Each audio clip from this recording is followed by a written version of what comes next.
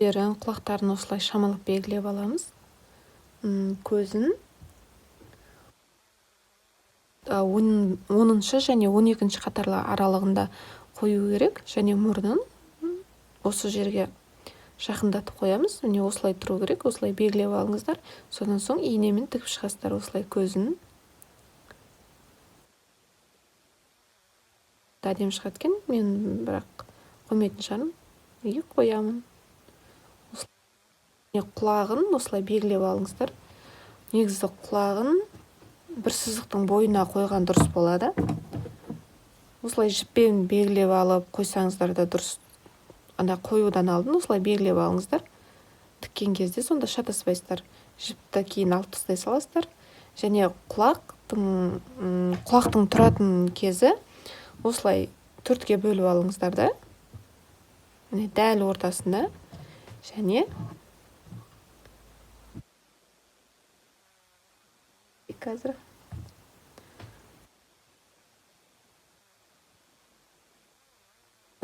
қойсаңыздар дұрыс шығады сонда. Мынау арқаға қарай кетіп қалған да болмайды, алға қарай кетіп қалған да болмайды. Осылай дәл ортасына қойсаңыздар, міне осындай шығады. Солай тігіп шығамыз енді. Мынаны ине жіппен өздеріңізге былай ыңғайлы тіксеңіздер болады, немесе ыстық клеймен клейлесеңіздер де болады.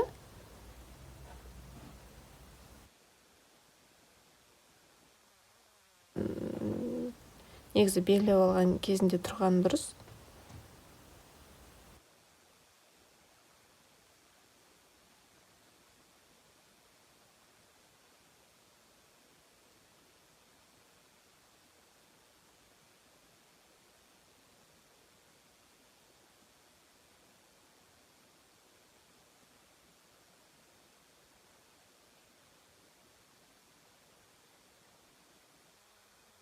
Тігеміз.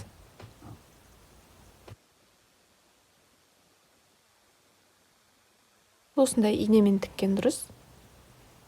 Мына белгілеген жерден артық кетпесін. Осылай, міне.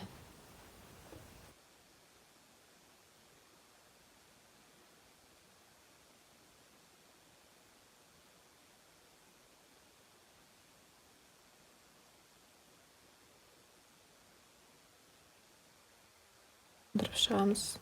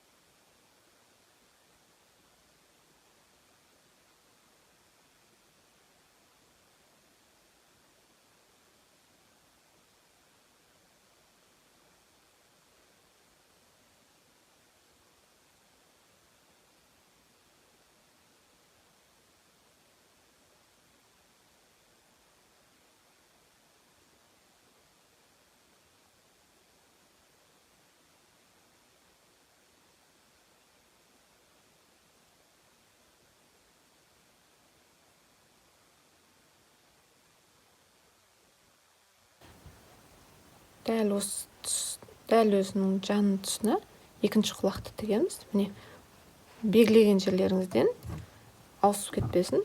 Осылай белгілеп қойыңыздар.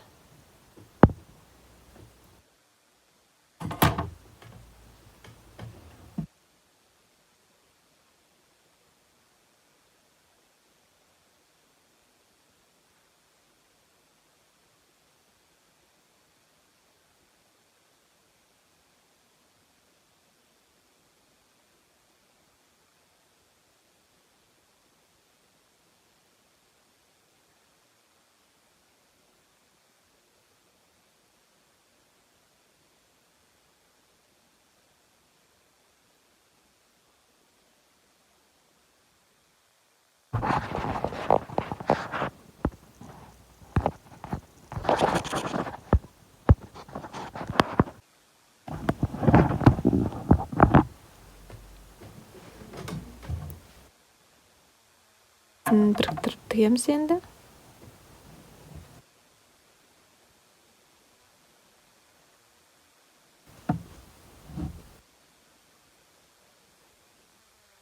Бөліктерін жақсылап анықтап алып, міне менде бұл алдыңғы бөлік. Бұл жерден дұрыс көрінбей жатыр. Алдыңғы бөлігі, міне басты осылай дұрыс қойған дұрыс. Енді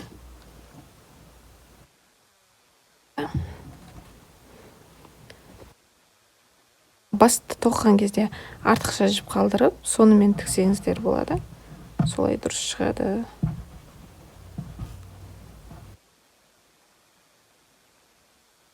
Көрсетемін. Осылай, міне.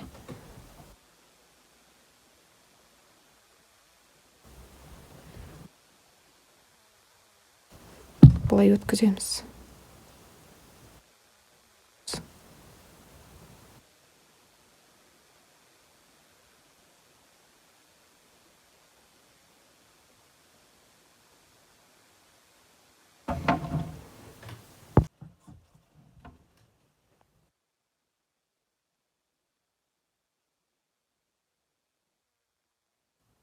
Жіпті аламыз. Міне осылай кіргізіп аламыз. Осылай тіккен дұрыс шығады.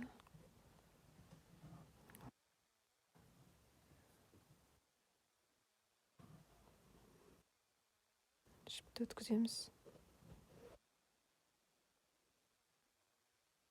Осылай.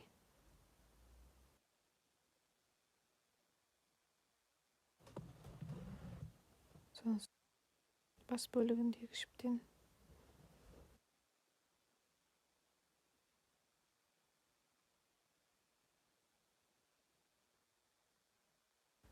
тігіс әдемі шығады. Ұнаған осы әдіс ыңғайлы.